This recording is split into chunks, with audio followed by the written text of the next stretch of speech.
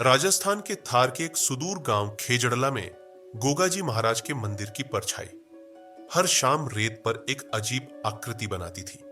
लोग कहते थे कि उस परछाई में समय के कोई निशान नहीं दिखते। कोई नहीं जानता था कि मंदिर के पास बने उस सूखे कुएं से रात में हल्की रोशनी क्यों फूटती थी। गांव के बुजुर्ग कहते थे कि गोगाजी महाराज ने इसी भूमि पर धरती माता से कुछ ऐसा वादा किया था जिसे आज तक पूरा किया जा रहा है। पर वह वादा क्या था, कोई नहीं जानता था। गांव के लोग हर पूर्णिमा को मंदिर में जमा होते और एक अनजानी सी ध्वनि को सुनते, जैसे किसी ने युद्ध का नगाड़ा बजा दिया हो। एक बार गांव के एक युवा चरवाहे अर्जुन ने मंदिर के कुएं के भीतर झांकने की ठानी। रात का समय था और चारों ओर सन्नाटा पसरा था।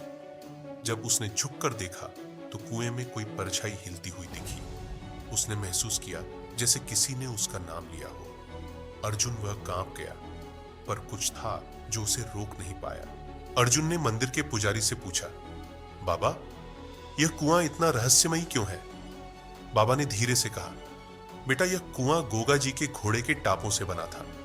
कहते हैं उस रात जब गोगा जी ने काली शक्तियों से युद्ध किया था, उनके घोड़े ने इस कुएं में छलांग लगाई थी। तब से यह कुआं पवित्र भी है और खतरनाक भी। अर्जुन को बाबा की बातों पर यकीन नहीं हुआ। उसने तय किया कि वह उस कुएं की गहराई तक जाएगा। अगली रात वह अपने साथ एक जलता हुआ दीपक लेकर कुएं में उतर गया। जैसे जैसे वह नीचे उतरा, उसे महसूस हुआ कि कुएं की दीवारों पर कोई प्राचीन लिपि लिखी हुई है। उस लिपि में लिखा था, जो सत्य को जानेगा वही लौटेगा। अर्जुन का दिल तेजी से धड़कने लगा, लेकिन उसने दीपक आगे बढ़ाया। अचानक कुएं के भीतर हवा का एक तेज झोंका आया और दीपक बुझ गया। अंधेरे में उसे दूर कहीं घोड़ों की टापें सुनाई दी। वह घबराकर ऊपर चढ़ने लगा, लेकिन तभी उसे किसी ने उसकी कलाई पकड़ी। वह ठंडा हाथ था।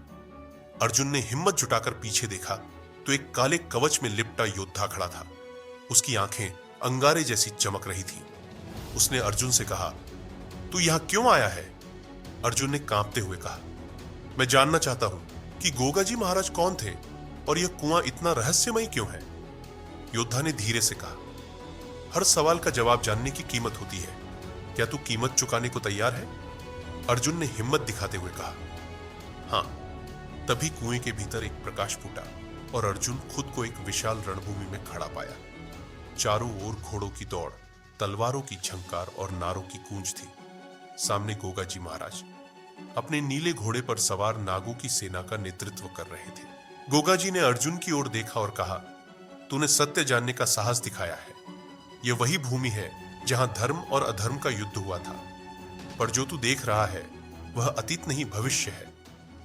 अर्जुन हक्का बक्का रह गया। गोगाजी ने आगे कहा, जब समय का संतुलन बिगड़ेगा यह रणभूमि फिर जीवित होगी। तू चुना गया है अर्जुन। अब तू इस सत्य का संरक्षक है। अर्जुन ने महसूस किया कि उसके हाथ में एक नाग का चिन्ह अंकित हो गया है। तभी वह वापस कुएं के पास आ गया, लेकिन अब वह वही साधारण चरवाहा नहीं था। गांव के लोग उसे गोगाजी महाराज का दूत मानने लगे। पर क्या अर्जुन ने जो देखा वह सच था या वह केवल एक सपना था? यह रहस्य आज भी थार की रेत में दफन है। कहते हैं उस कुएं में आज भी हर अमावस्या की रात घोड़ों की टापें गूंजती है, मानो गोगाजी महाराज किसी आने वाले युद्ध की तैयारी कर रहे हो। अर्जुन के जीवन में सब कुछ बदल चुका था। वह अब एक साधारण चरवाहा नहीं रहा। उसके हाथ पर नाग का चिन्ह, जिसे गांव वाले गोगाजी का वरदान कहते थे, उसे दूसरों से अलग करता था। लेकिन इस चिन्ह के साथ अर्जुन को अजीब अनुभव होने लगे। जब वह सोता तो उसे सपने में वही रणभूमि दिखती जिसमें गोगाजी महाराज नागों की सेना का नेतृत्व कर रहे थे। एक रात अमावस्या की चांदनीहीन रात थी। गांव में अजीब सी हलचल थी। अर्जुन को लगा जैसे कोई उसे पुकार रहा हो। वह धीरे धीरे गोगाजी महाराज के मंदिर की ओर चल पड़ा। रास्ते में हवा में ऐसा सन्नाटा था जैसे प्रकृति खुद उसकी हर हरकत को देख रही हो। मंदिर पहुंचते ही अर्जुन ने देखा कि कुएं के पास एक अजीब रोशनी थी।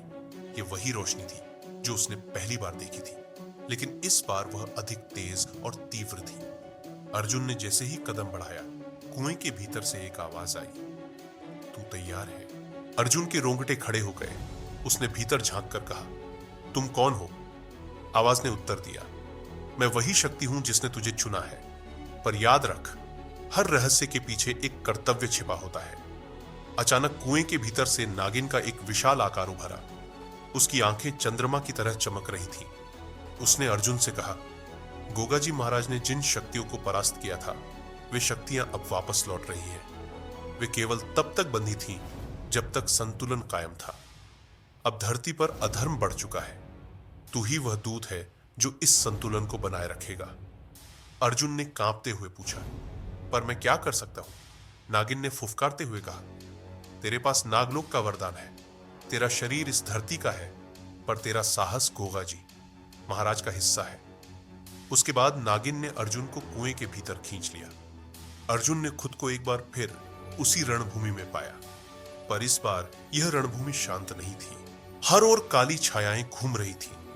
नागों की सेना चारों ओर खड़ी थी, लेकिन उनका स्वर धीमा और भयभीत था। गोगाजी महाराज का नीला घोड़ा अकेला खड़ा था, जैसे अपने स्वामी की प्रतीक्षा कर रहा हो।